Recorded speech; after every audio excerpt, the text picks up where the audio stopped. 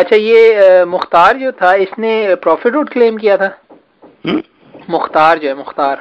نہیں، بس اس کو کذاب کہتے ہیں کہ وہ کہتا تھا میرے پاس فرشتہ آتا، جبریل آتا، اس طرح کی باتیں لکھی ہیں،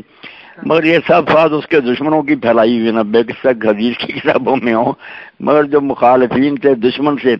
اب دشمن تو اس کے ہر طرف سے تھے، اموی حکومت بھی دشمن تھی کیونکہ اس نے ان کو ٹھکانے لگایا، حضرت حسین علیہ السلام کا انتقام لیا، چون چون کر ایک ایک افسر سپاہی کو ختم کیا، وہ بھی دشمن تھے۔ عبداللہ بن زبیر کی بنی بنائی حکومت اس نے ختم کر کے کوفہ میں اپنی حکومت بنا لی، اس لیے زبیری بھی خلاف تھے۔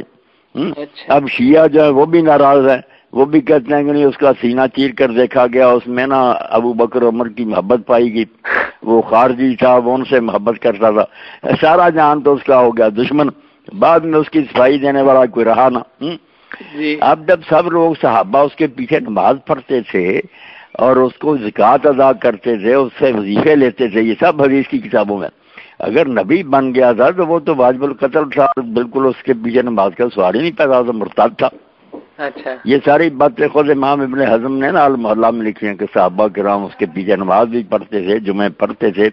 ابن تیمیہ نے بھی لکھی ہیں فتاوے۔